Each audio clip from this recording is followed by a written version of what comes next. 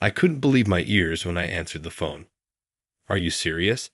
I practically yelled when my mom suggested something utterly out of the blue. Marry my sister-in-law. How did we even get to that topic? My name is Brandon, and I'm 31 years old.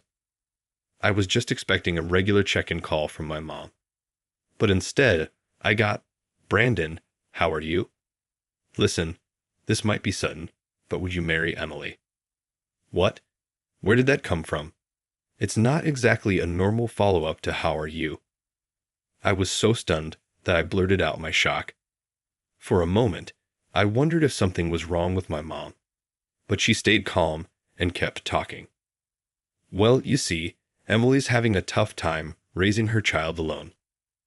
Linda from the neighborhood mentioned that Emily seemed really tired lately. Linda. The same Linda who's been nosy since I was a kid.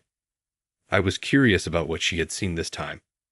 Emily, my sister-in-law, lives about 3 hours away, so we only see each other during the holidays. This past Thanksgiving, I had a great time playing with my 5-year-old niece, Sophie. But now, Linda's observation had me worried about Emily. What happened to Emily? I asked. According to Linda, Emily was at the park with Sophie, just sitting on a bench, not even responding when Sophie called her. She looked really worn out. I started to think about Emily, who always seemed so cheerful. But doing everything alone must be exhausting. I met Emily when I was still in college. My brother Michael introduced us when I was 22, and he was 5 years older than me.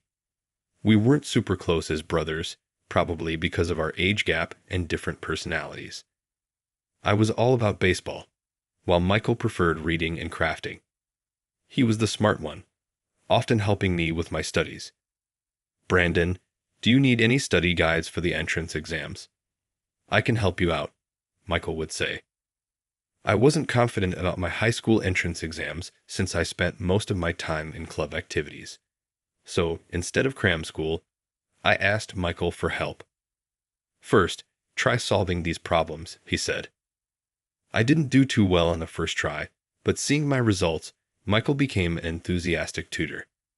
We worked hard together, and I managed to pass the exam for my desired high school. Michael, already a college student by then, was thrilled for me. That's great, Brandon. You worked hard, he said, ruffling my hair. That moment stuck with me. From then on, we started talking more. Michael, always a step ahead, became my role model. He could be stubborn, but he was kind, and I looked up to him. When I was in my sophomore year of college, Michael was 25, and that's when he introduced me to Emily. I remember how bashful he sounded on the phone. Brandon, I want to introduce you to someone, he said, trying not to sound too excited. A girlfriend. That's awesome, bro. I can't wait to meet her, I replied, eager to see the woman who had captured Michael's heart. She's not just my girlfriend. I'm thinking of marrying her. Michael was calm and intellectual, which made him popular with women, though he seemed oblivious to it. I couldn't wait to meet the woman he wanted to marry. Getting married. That's huge. When do I get to meet her? I'll be home for New Year's. Will you be around, Brandon? Yeah, I'll be there. My part-time job's on break. I'm looking forward to it. I'll call you again when I have more details. After hanging up, I told my parents, and it turned out they had already heard. They were just as excited as I was. As New Year's approached, we eagerly cleaned the house and did some serious shopping. Finally, the day came when Michael would bring his girlfriend over. We were all restless after Michael called to say they were almost here. When the doorbell rang, we even argued over who should answer it. I ended up opening the front door. Brandon, long time no see. How are Mom and Dad? They're good, and you must be his girlfriend. Nice to meet you. Standing nervously behind Michael was Emily, his future wife. She stepped forward, trying to hide her nerves, and replied politely, "Nice to meet you. I'm Emily. I'm in a relationship with Michael." Sorry for intruding on your New Year's family gathering. Thank you so much for letting me come. I couldn't help but like Emily right away. Despite her nervousness, she greeted us with such politeness. She had fair skin, big eyes, and something adorably kitten-like about her. I thought she was genuinely cute, and it seemed my parents felt the same. Oh my, she's so cute. Dad, isn't she just adorable? Emily, the woman set to become your mother-in-law, seems to have really taken a liking to you. I thought to myself. Any worries about typical mother-in-law and daughter-in-law issues quickly faded away. Indeed, she's a lovely young lady. Let's not stand in the entrance. Please come in, Dad said, smiling like I'd never seen before. He once mentioned how fun it was raising 2 boys, but he always wanted to raise a girl too. He let that slip while slightly tipsy. I'm looking forward to you and Michael finding wives, he had said at the time. I had just broken up with a girlfriend, so I could only respond with a wry smile. Yeah, let's go in. And Emily, please don't be nervous. If I may say so myself, you'll find everyone in our family quite nice, I reassured her. Michael, who is usually kind, had a particularly gentle expression reserved just for Emily. She had really caught a great guy. We introduced ourselves a bit nervously and enjoyed a meal together. Mom was incredibly enthusiastic, preparing lots of Michael's favorite dishes. We had a great time looking at photo albums and spending time together. That time is still a precious memory for me. Thanks for today. It was fun. And thanks for meeting Emily. She's such a great person. Take good care of her, bro. Yeah, count on me, Michael said proudly, and Emily smiled shyly but looked very happy. My parents and I watched them leave, and a happy day came to an end. Their relationship progressed smoothly, and a year later, they happily held their wedding ceremony. Brandon, I'm so happy to become family with you. Me too. Can I call you sis from now on? Of course you can. I'm fine with bro too. It'd be weird if Brandon suddenly started calling me big brother now, right? Probably. I'll still call you bro even when we're old and gray. That's fine by me. Hey, let's drink together even when we're old, Michael said with a grin. We did a fist bump as we watched the ceremony to the end. Seeing them pledge their eternal love in the chapel was so moving. I cried a little. Well, maybe more than a little. After the wedding, Michael and Emily lived happily, and we all got along well as an extended family. 3 years into their marriage, Michael called to say they had something to tell us and asked if they could come over. I was at work at the time and only heard about it when I got home. But when I found out Michael and Emily were coming, I noticed something was off with my usually cheerful mom. What's wrong, Mom? You seem more gloomy than usual. Did something happen? Mom is usually optimistic and laughs a lot, but she was different this time. She seemed a bit troubled when I asked her. Do I? Well, I'm a bit worried. Michael sounded so lifeless on the phone. It was just different from usual. All I could do was nod vaguely at her words. I couldn't imagine a downcast Michael. He's always been so calm, but being calm is different from lacking energy. Thinking we'd understand better once we met, I tried to encourage Mom. Maybe he's just tired from work. We'll know when we see them. That seemed to settle her a bit. That's true. No point worrying now. They're coming this Saturday, so let's make some delicious food to cheer them up. Mom started cleaning the house as usual, and I felt relieved. I was looking forward to seeing Michael again on Saturday. About 20 minutes after Michael texted to say they were almost home, they arrived at the front door. Our smiles froze when we saw them. Michael had lost a noticeable amount of weight. He'd always been slim, and we never thought he'd need to diet. Hey, long time no see. Surprised? Huh. I lost some weight, Michael said with a smile, but his smile seemed tired. Shall we go in? You must be tired. Emily gently nudged him with a worried look. Snapping out of it, My parents invited them to sit in the living room. We all sat around the dining table in silence until Mom served tea. After taking a slow sip, Michael began talking.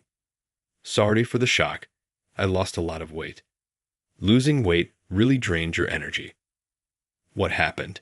Heat stroke? Mom asked, her brows furrowed with concern. No, not heat stroke. Cancer. Terminal. They said I have a year left. Michael spoke so casually, like he was talking about the weather. Naturally, my parents and I froze. I don't know how long we stayed like that, but we snapped out of it when Emily sniffled. I moistened my dry mouth with tea and forced myself to speak. Probably Dad or Mom should have asked, but they were still in shock. I had to be strong and start the conversation since we all had the same questions. Terminal? Is it really? I mean, incurable. Not even surgery or chemotherapy? I asked, my voice trembling. Michael responded calmly, yes, there's nothing that can be done. I even sought second opinions, hoping to extend my life, but after visiting 4 hospitals, they all said the same thing. I'm just tired of it all. Emily was silently crying next to him. It broke my heart. They had just built a house, and they were both so excited about their careers. They had so much to look forward to. You were so happy about the big project at work. Why does it have to be you, bro? I said, my voice shaking as I fought back tears. It's harder for Michael, I thought. They had just gotten married, bought their own home, and everything was going well. Their future was suddenly given a finite deadline. That was the hardest part. Is there anything we can do? Anything we can help with? Mom asked through her tears, but even while crying, she looked steadily into Michael's eyes. There's a lot, but the most immediate request is about Emily, Michael said, looking at her with his usual gentle smile. Emily tried to smile back, but tears kept streaming down her face. Emily's pregnant. Hearing that, I couldn't hold back my tears anymore. A strange sound came from deep in my throat as the realization hit me. Tears wouldn't stop flowing. Mom started crying loudly, too. I buried my face in my sleeve like a child. Will you make it? Will you get to see your child, even just for a moment? Dad asked, his voice trembling. I plan to see the child. I want to, at all costs. I hope to be there for at least the first 3 months after the birth, Michael replied. As we wiped our tears, I saw Michael smiling. Emily was smiling next to him too. I couldn't stop wondering how much they had talked and cried about this before telling us. The thought made me cry again. It's going to be tough after the baby is born, right? I plan to go to fatherhood classes and share the parenting since Emily has no parents. Could we ask for help after the birth? Don't worry. Leave it to us. We'll be there for you. Emily, will you rely on me? Mom said, her voice steady despite the tears. Yes, of course. Thank you so much, Mom. I appreciate it, Emily responded, her voice breaking. Sorry, Dad, Mom. I haven't been a good son. And the order of things is all wrong, isn't it? Sorry, Brandon. I guess I won't be able to drink with you when we're old. Michael apologized, referencing our conversation from the wedding. I managed to smile through my tears. I'll drink on your behalf, bro. Do that for me, but don't overdo it, okay? He said, reaching across the table to ruffle my hair. His hand was still Michael's, but the wrist peeking out of his sleeve was thin. This conversation wasn't a lie or a dream. It was real. Michael really had limited time left. The reality was so sad and frustrating that I cried again. I wanted to rebel, saying I wasn't a child to be comforted, but maybe this could be the last time he'd comfort me. Maybe there's still time, but maybe, can I enjoy being comforted for a bit longer? Bro, I'll ruffle your hair as much as you want until it's time, Michael said happily, continuing to ruffle my hair.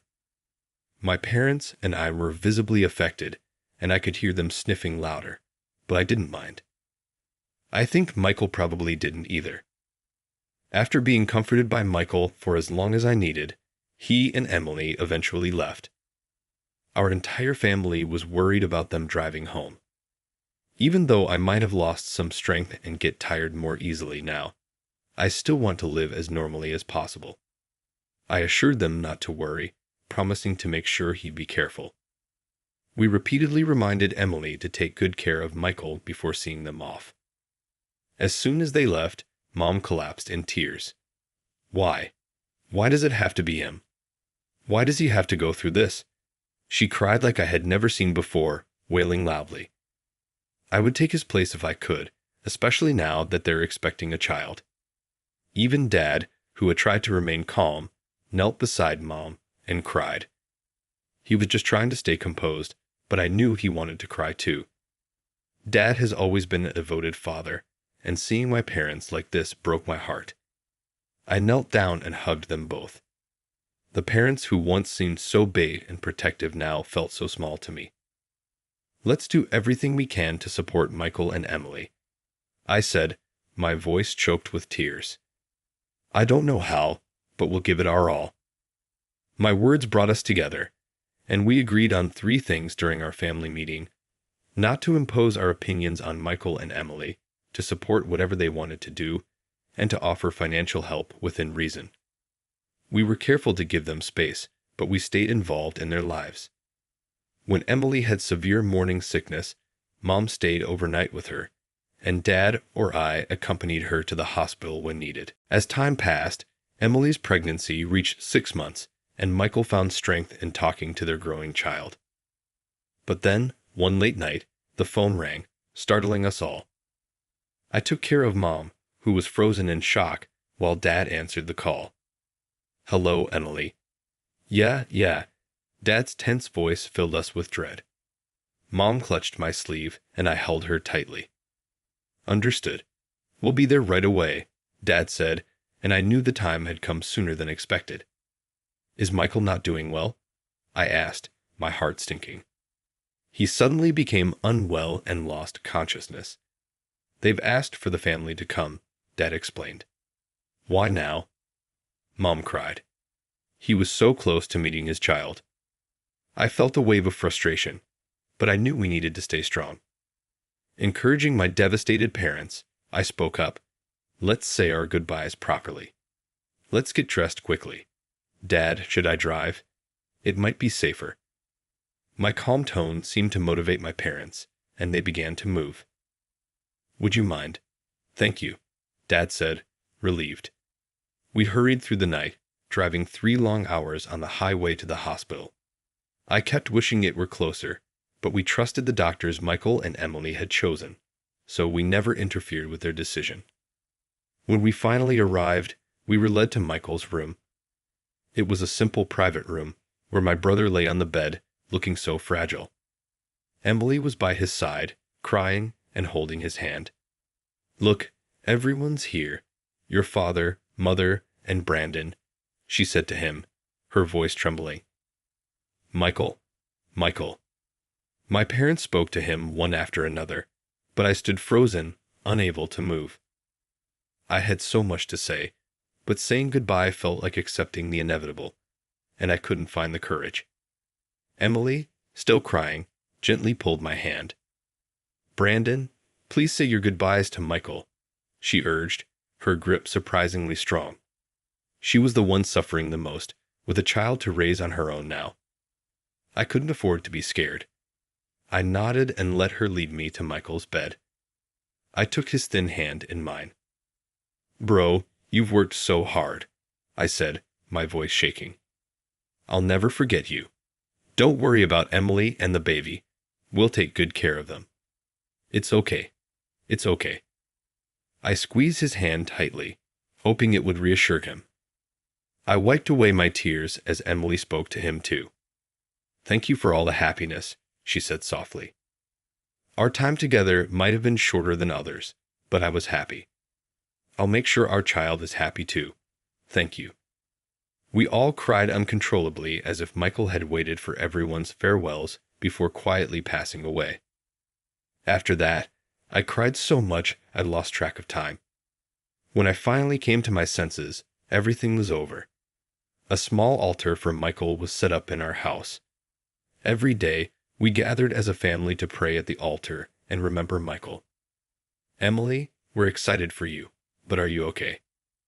Going back to the house Michael built alone is worrying, but Emily insisted. She refused to stay with us until after the birth and recovery. I need to be in the house Michael built for us, she said through tears. We couldn't insist, so we asked her to contact us if anything happened and kept our distance. Then, as my parents and I discussed the timing, we got a message from Emily. She was going into labor and heading to the hospital. Mom quickly got ready, and Dad prepared the car. Let's go, Mom said, grabbing her bag. Brandon, can you stay home? Sure, I'll be fine, I replied. Seeing Mom so busy, I felt relieved. She had been quite down after my parents left. I prayed at Michael's altar, hoping everything would go well for Emily. The next morning, around 10 a.m., I got a call from Mom. She's born, a beautiful baby girl. Emily is tired but okay. Relief washed over me, and tears of joy rolled down my cheeks. That's great, I managed to say. After hanging up, I prayed again at Michael's altar, feeling that even Michael's photo seemed pleased. I met my niece, Sophie, about 2 weeks after her discharge from the hospital. Ma had warned me that a woman's body after childbirth is like recovering from a car accident, which was quite scary. Thank you, Brandon, Emily said, propped up in bed with the baby. I'm single and clueless, but I heard a woman's body needs care after childbirth, so please lean on Mom and take it easy. Thank you. Mom has been taking care of everything, I replied. You're our beloved daughter now, and you gave us a grandchild. Thank you. Emily named her Sophie after Michael. She offered for me to hold the baby, but I refused. I was too scared of something happening to her. No, I can't, I said, panicking. The women laughed, but Dad understood my fear. I get it, Brandon. I was the same with Michael. I agreed with Dad and asked to take a photo with my phone instead. Let me hold her when she's a bit stronger. Can I take a picture? I asked. Of course, Emily said. I took countless photos. Sophie looked adorable up close. When she opened her eyes, she somehow resembled Michael, and tears welled up in my eyes. Maybe she does look a bit like Bro, I thought, wiping my tears as I began my first meeting with Sophie. Years later, while driving to see Emily, I thought about everything that had happened. Sophie was now a thriving 5-year-old, and Emily had been raising her alone while working. She looked well when I last visited, but I decided to surprise her this time instead of calling ahead. I had arrived at the house Michael built, where Emily and Sophie now lived. I pressed the intercom button and heard Sophie's footsteps running inside. Just a minute, Sophie. Don't open the door yourself, Emily said. But Sophie ignored her and flung the door open. Brandon, what brings you here? Emily looked tired. Hey, Emily. It's been a while. I'm here to take Sophie for a bit. My sudden offer surprised her. What do you mean, take her? You're pushing yourself too hard. How much are you sleeping and eating? I asked gently. I knew Emily, who struggles to ask for help and handles everything on her own, would only push herself harder if she felt criticized. I'll take Sophie to a theme park she's been wanting to visit. We'll be away for 2 nights. Can you let her kindergarten know she'll be off for 3 days? I showed Sophie the tickets with her favorite characters on them. Hey Sophie, how about a trip to the park with Uncle Brandon? When Sophie recognized the theme park, her face lit up with joy. Let's go with Uncle Brandon. Mom's staying home to take a break. She needs it too, I said. It might be tough for my 5-year-old niece to grasp, but I explained that her mom needed rest. Sophie glanced at me and then at Emily before breaking into a big smile. Okay, Mom. I want to wear my pink pants. Let's go now. Emily snapped back to reality. Pink pants, got it. Can we chat while you get her things ready? Sure, I replied. We quickly packed Sophie's things together. While Sophie chose a stuffed animal to bring along, I took a moment to talk with Emily. I told her how Linda had noticed Emily looked exhausted and how we were concerned about her. Linda even suggested I should marry her. Emily was shocked. What? Your mom said that? She asked, surprised. Her reaction was what I expected. I was baffled at first too. We both laughed, though I was trying to stay strong for Sophie. Tears started to well up in Emily's eyes. I could tell she hadn't shared her struggles with anyone since Michael passed away. I handed her a handkerchief and felt a strong urge to support her. Maybe making Mom's suggestion a reality wasn't such a bad idea. Emily and Sophie's feelings mattered, but I thought it could be a good idea. We knew each other's personalities, even if there were things we hadn't shown.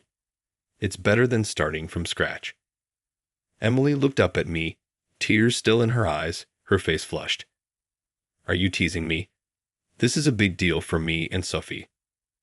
I'm not teasing, I said. I understand it's important. You're tired now and need rest. Here's something from Mom. I handed her an envelope filled with cash and said, she wants you to use this for yourself.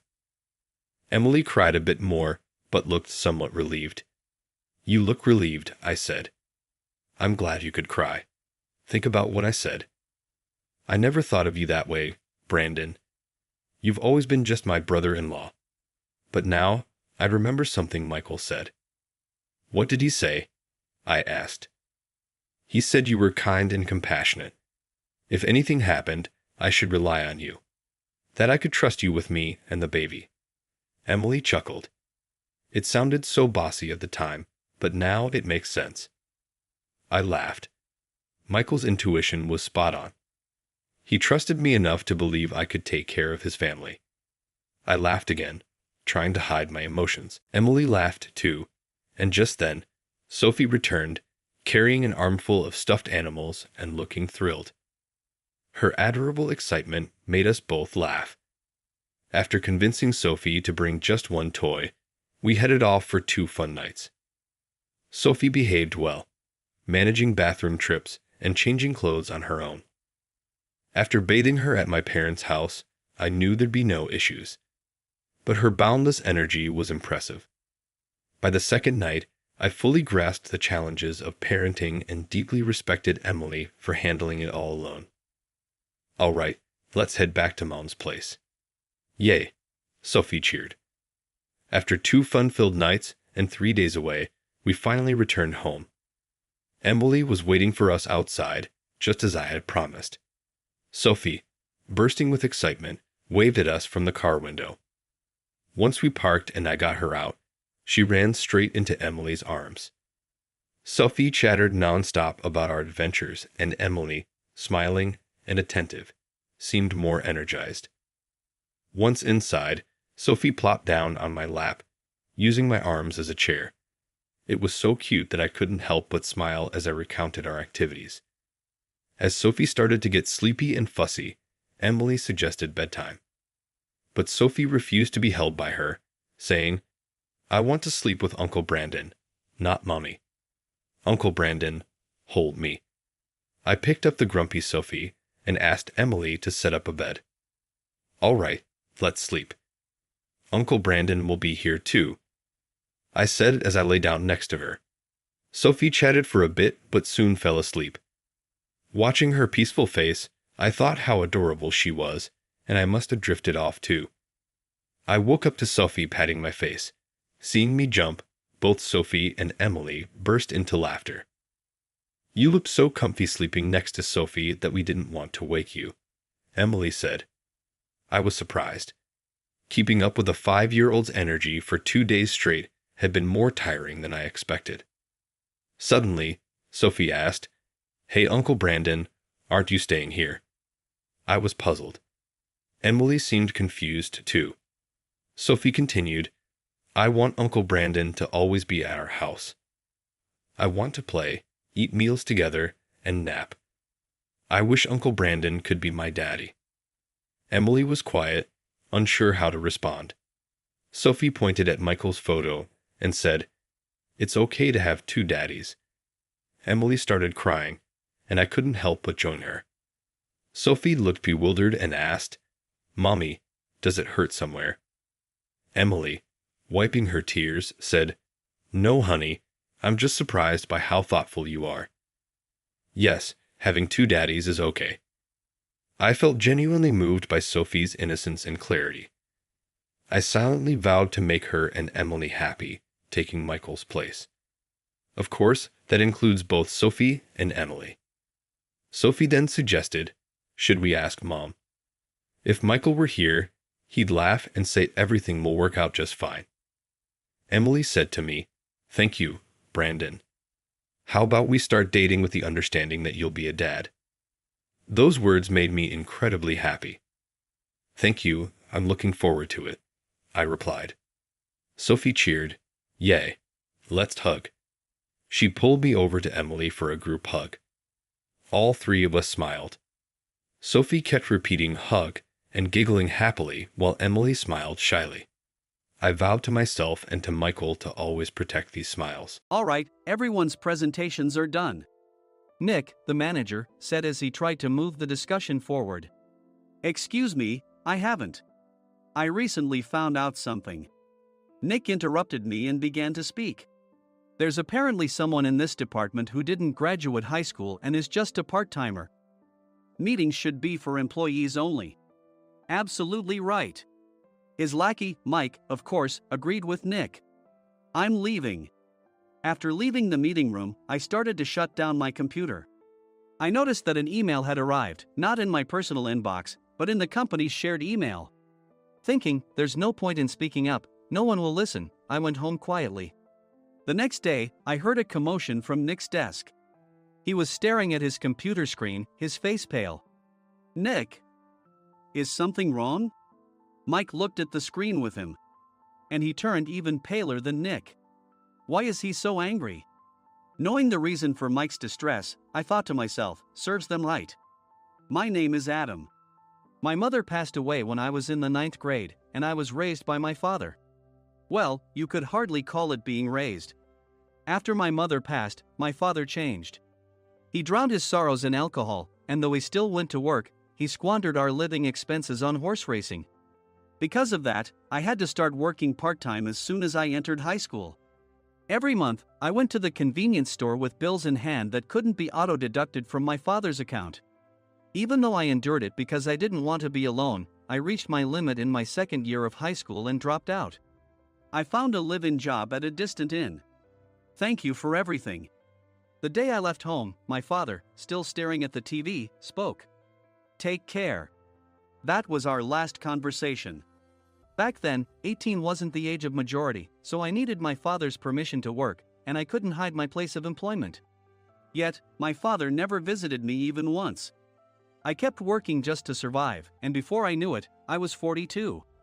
Years of hard work paid off, and I was transferred to the headquarters. I was thrilled to be recognized by the company, as I thought I'd be working in the field until retirement due to my lack of formal education. Listen up. Our work can change the future of our employees. Don't drag us down. On my first day after the transfer, Nick, dressed in an expensive suit, spoke sternly. There was a reason for this. Our inn was located in a prominent tourist destination, known so well that everyone in the state could sing its commercial jingle. At its peak, we had 5 locations within the state. But that was long ago. Due to financial difficulties and aging facilities, only the place where I had worked for many years and the original establishment remained. I was prepared to lose my job anytime, but now there was a glimmer of hope. With the rise of social media, the tourist area where the inn was located started gaining attention again. Depending on how hard the sales department, where I was transferred, worked, we could either thrive or be forced to give up this prime location to the new hotel chains continuously popping up. For Nick, who had switched careers from another industry to strengthen our sales, this was a battle he couldn't afford to lose. I understood why he had to be strict. I will do my best. Nick sneered at my enthusiastic declaration. Did you not hear what I said? I'm sorry. I thought I was listening carefully. Out of habit from years of customer service, I apologized reflexively, though I had no idea what had offended him. Someone was watching me with a smirk. In this department, there are those who are expected to excel and those who have been shoved here because they have nowhere else to go.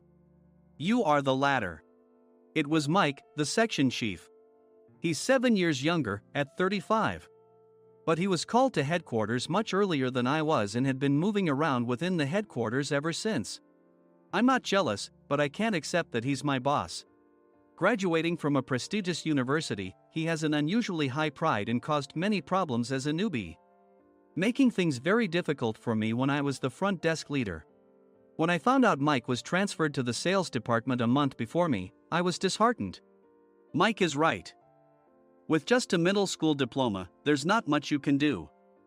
Don't even think about achieving results. As if I didn't exist, Nick remarked, "I'm thirsty." Mike eagerly ran to the coffee maker. It seems Mike is Nick's lackey. I regretted being happy about my transfer to headquarters, wishing I had stayed on site forever. Send a direct mail to every company on this list by the end of the day. Nick only assigned me tasks that even a new graduate could handle. What? There are over 1,000 companies. You want me to send to all of them by today? Yes, if you and your fellow misfits split the work, even those with nowhere else to go should finish by today. I glanced at the employees typing away expressionlessly. They were worn out from customer service, only thinking about leaving on time, or were women reassigned after having children, with zero motivation for work. Even Sam, a new graduate from the same university as Mike, who was supposed to be among the expected achievers, had no enthusiasm for the job, having joined the company wanting to do customer service. I don't care what they say, I plan to quit anytime, he said. Only Nick and Mike were highly motivated, making all the decisions between the two of them. I originally only wanted to work at the inn to survive and had no particular attachment to this job. I swallowed my words, thinking I had no right to reprimand them.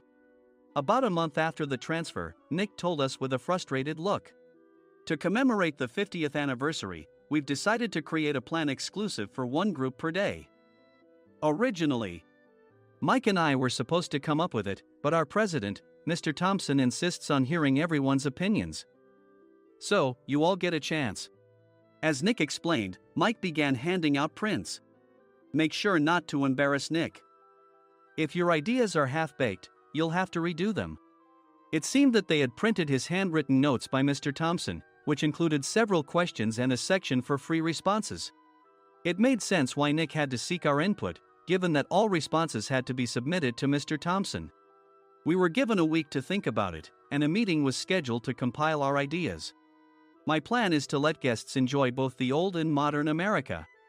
Nick began the presentations. Guests would watch a master confectioner at a nearby traditional sweet shop make sweets in front of them.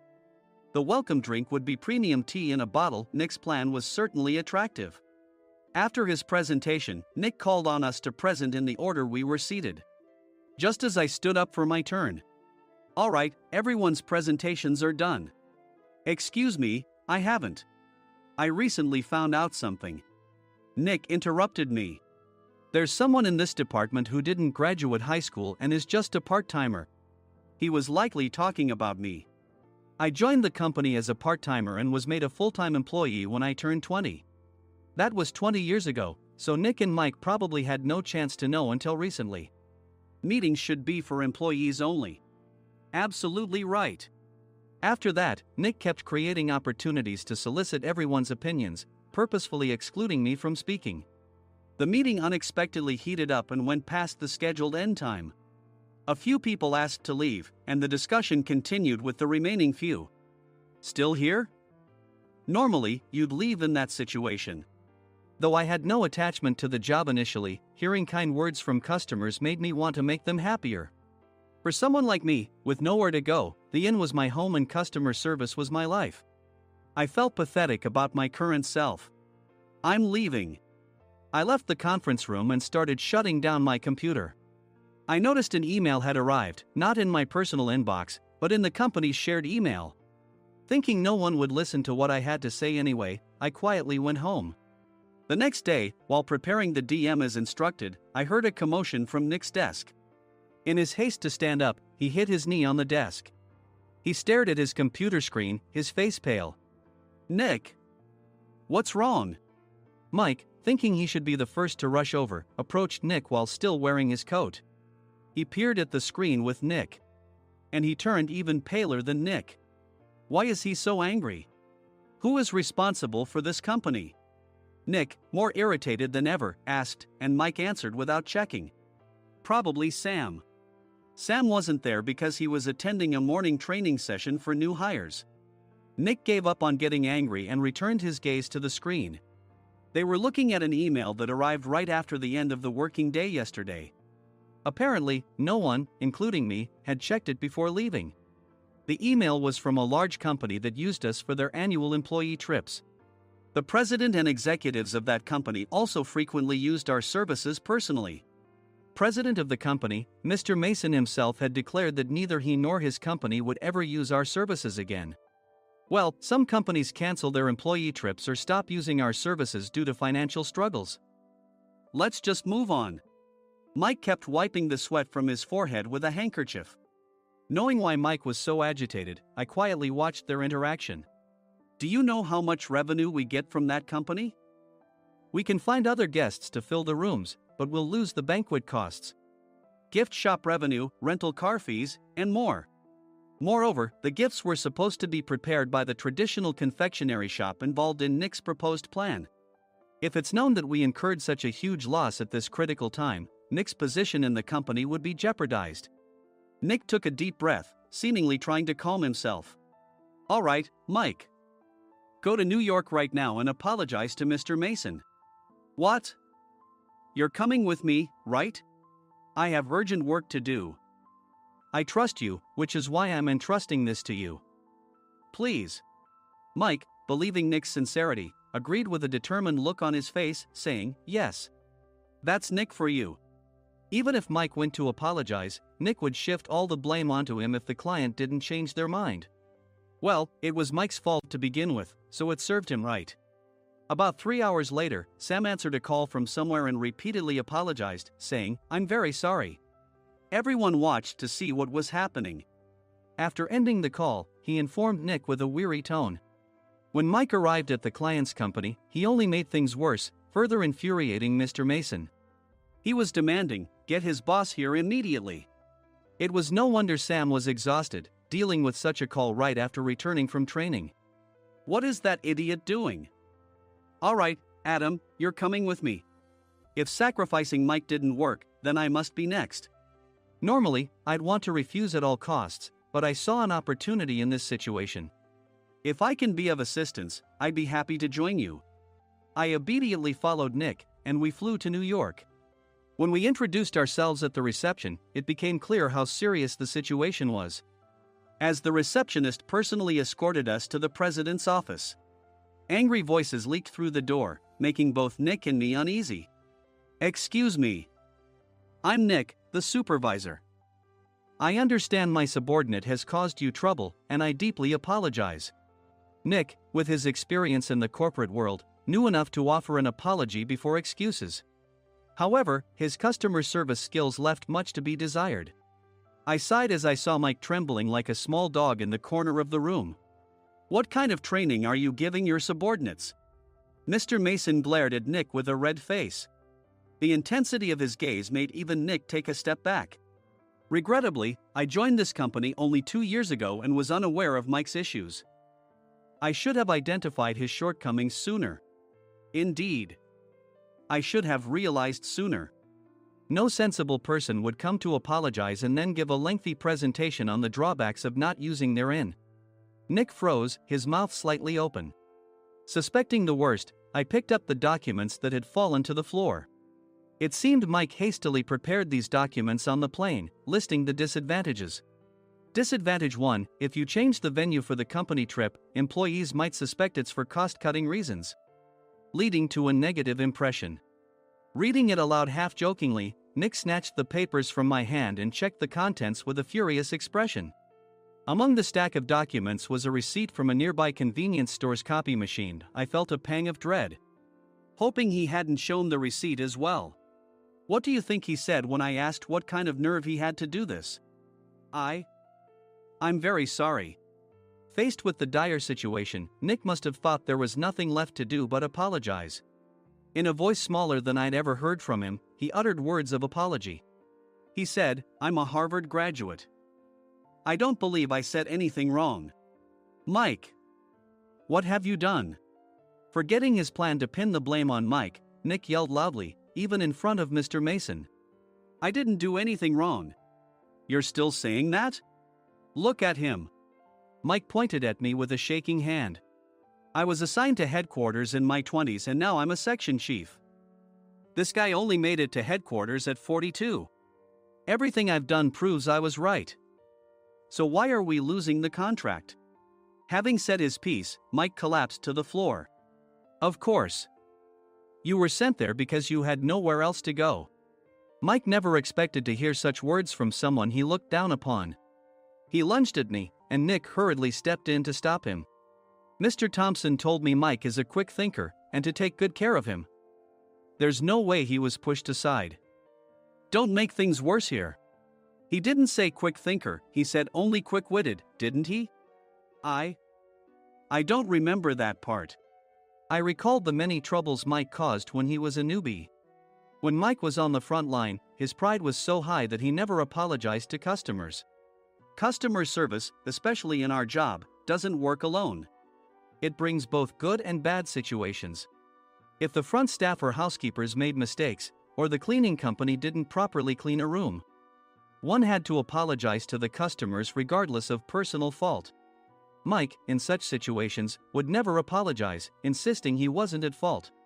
This often angered customers, and as the front desk leader, I frequently had to apologize on his behalf. He caused complaints and disrupted operations, which is why he was quickly moved to headquarters. In departments where he didn't interact directly with customers, his quick thinking was beneficial and things went well. But it seemed his flaws were starting to show. Corporate reservations are supposed to be entered into the system by the sales representative. But a quick check yesterday revealed that more than 10 items were missing from the client's reservation. The handover document clearly stated what needed to be prepared. Why didn't you enter it into the system? Why do we have to give them special treatment?